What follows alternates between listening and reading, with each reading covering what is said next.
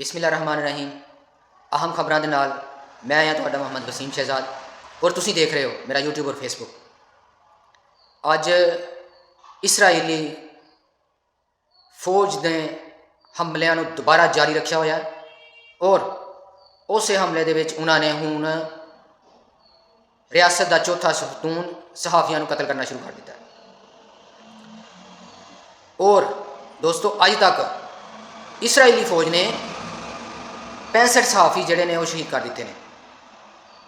और अज की ताज़ा खबर के मुताबिक एक निजी टीवी चैनल का ब्यूरो चीफ शदीद जख्मी हो गया और उस दे नाल उहदा कैमरामैन और एक होर सहाफ़ी जिहड़ा वो शहीद हो गया। और अज ताज़ा हमलों के विच सिविल डिफेंस के 3 अहलकारां समेत 35 अफराद शहीद कर दिते गए। यह सिर्फ गजा का एक इलाका खान यूनस की कहानी दस रहे हैं। उहदे विच एक डॉक्टर के घर पनाह लई हुई सी कुछ अफराद ने, बेगुनाह अफराद ने, उन्होंने इसराइली ड्रोन अटैक दे विच उन्होंने शहीद कर दिता गया। ये अमल जिहड़ा सहाफियां नूं मारन वाला है, यह बहुत नाकाबिले बर्दाश्त अमल है। इहदे उत्ते आलमी सहाफ़ी तंजीमां नूं इहदे उत्ते रद्दे अमल देना चाहिए और इहदे वास्ते आवाज़ उठानी चाहिए कि सहाफ़ी जिहड़े ने वो आईना हुंदे ने किसी भी मुल्क का, वो सच नूं सच, सही नूं सही और गलत नूं गलत दसदे ने। उन्हां नूं सच दिखाने वास्ते बकायदा मारिया जा रहा है, उन्हां नूं शहीद किया जा रहा है। और उस तो बाद अज इसराइली शहरियों ने भी एहतजाज करना शुरू कर दिता। इसराइली शहरियों ने अपने 3 शहरियों की शहादत दे 3 शहरियों के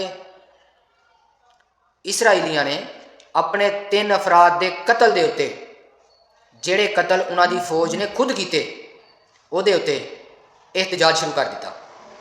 वो एहतजाज उन्होंने फौजी अड्डे तक पैदल मार्च किया। सैकड़ा अफराद ने उन्होंने प्ले कार्ड उठा रखे सी और उहदे विच उन्होंने मोमबत्तियां उठा रखियां सी और उन्होंने हुकूमत वक्त को मुतालबा किया कि जेड़े साडे बेगुनाह शहरी उधर यरगमाल है उन्होंने भी बाजियाब कराने वास्ते मुआहदा किया जाए।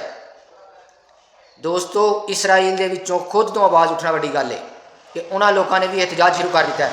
वो भी लोग जंग तो तंग आ चुके हैं, उन्होंने भी फौजी उन्होंने भी जोड़े ने वो भी कतल हो रहे हैं उत्थे।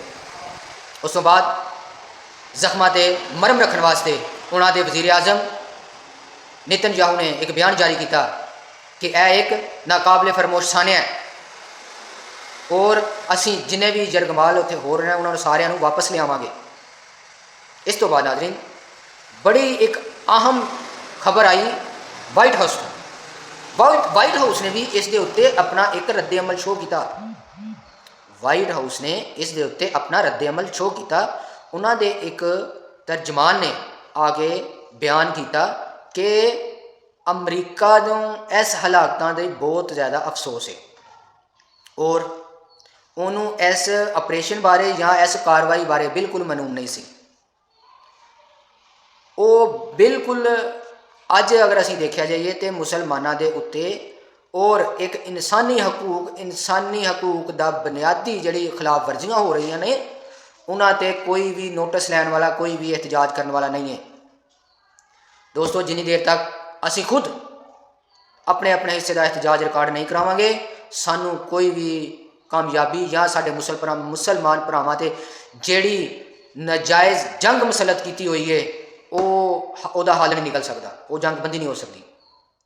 इस वास्ते सानू सारिਆਂ ਨੂੰ इकट्ठे होना पेगा और इस तो बाद सानू इकट्ठे होके अपने अपने इलाके च अपने अपने मुल्कों च एहतजाज करना होएगा।